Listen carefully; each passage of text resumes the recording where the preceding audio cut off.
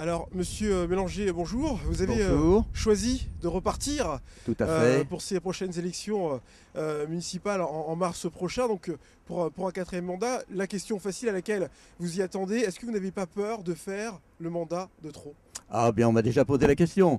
Non, parce que j'ai l'impression enfin, pas l'impression, mais je suis convaincu de me placer dans la continuité. En fait, nous avons des projets sur lesquels nous avons travaillé depuis des années qui sont en train d'aboutir, qui démarrent. Et je crois que ces projets, il faut les accompagner jusqu'au bout. On ne peut pas les laisser en cours de route, hein. Alors, si on peut peut-être imaginer que les habitants de Maintenon peuvent être satisfaits de votre travail, de vos précédents mandats, est-ce que vous ne craignez pas qu'ils vous disent, à travers ces élections, merci pour le travail accompli, mais aujourd'hui, on veut un autre regard, on veut un nouveau souffle? Ben, c'est pas ce que j'entends aujourd'hui, hein. J'ai l'occasion de rencontrer quand même pas mal de gens lorsque je sors dans Maintenon, un petit peu partout. Et je crois que d'une façon générale, le son de cloche qui est quasi unanime, c'est il ne faut pas arrêter comme ça en si bon chemin. Les projets que vous avez lancés, il faut les mener à leur terme. Et puis continuer à anticiper pour de nouveaux projets pour Maintenon dont on a besoin. Alors justement, avant de parler des projets, Maintenon pardon, va être un feuilleton assez intéressant dans le sens où votre seul opposant va être celui qui était dans votre camp il y a encore quelques semaines. Il va être difficile de le critiquer car vous l'avez choisi précédemment comme votre numéro 1 en tant qu'adjoint.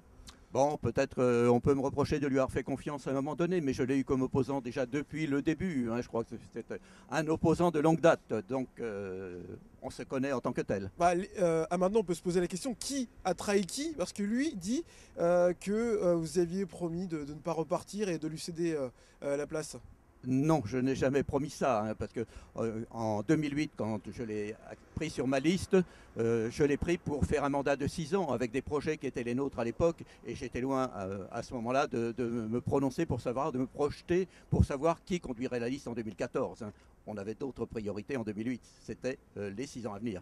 Alors, pour un quatrième mandat, vos projets, ça va être quoi? Qu'avez-vous à offrir maintenant Alors, à Maintenon? le quatrième mandat, effectivement, le projet, c'est naturellement la poursuite de toutes les actions qui ont été menées, de tous les projets en cours. La maison médicale, l'aménagement de ce centre-ville, sur lesquels on fait quand même un certain nombre de remarques. C'est également comment rendre notre commune plus attractive, comment faire en sorte que les gens aient envie d'y venir et qu'ils puissent y venir sans problème.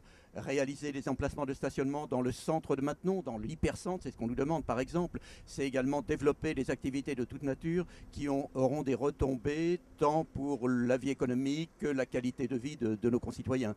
Je crois qu'il y a beaucoup à faire au niveau culturel. On a un patrimoine, on a beaucoup de choses à mettre en valeur et naturellement, on va se donner à fond pour mettre en valeur ce patrimoine. À travers les échanges avec les habitants de la ville, est-ce qu'ils vous ont fait part de priorités au sujet de leur interrogation, de leur inquiétude du quotidien? Les priorités, bon, bah, d'une façon générale, ce qui revient toujours, c'est le confort de vie, hein. Les gens veulent être bien dans leur commune. Et alors, bon, ils sont attachés par exemple à des problèmes de sécurité. Sécurité, j'entends sécurité routière également. Faciliter le déplacement des piétons. La voiture, le piéton, on doit avoir des espaces partagés qui permettent à chacun de trouver sa place, hein. Je crois que ça, c'est important.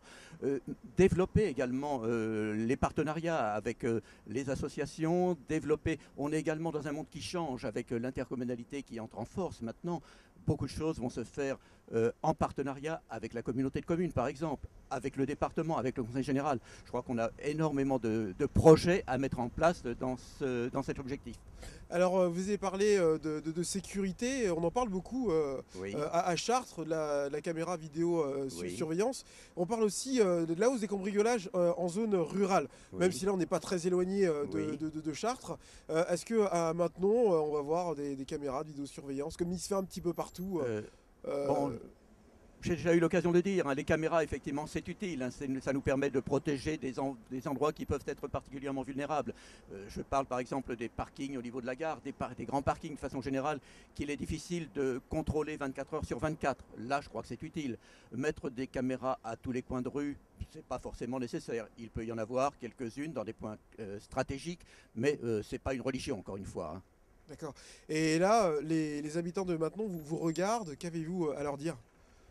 Bien, je crois que s'ils me font confiance, et bon, je pense, je n'ai pas de raison de penser le contraire, eh bien, je crois qu'on va les accompagner pour transformer véritablement la ville, hein. Après des efforts qui ont été mis en place, redresser une situation financière, remettre en ordre tout le patrimoine bâti, maintenant c'est sur les projets, comment mettre en valeur, eh bien, par exemple, ce somptueux bâtiment que nous avons derrière nous, c'est comment le faire vivre. Et là, encore une fois, c'est pas tout seul, c'est pas maintenant seul, mais nous aurons nos projets en nous appuyant sur le monde associatif. Et je crois que là, on a énormément de choses à faire.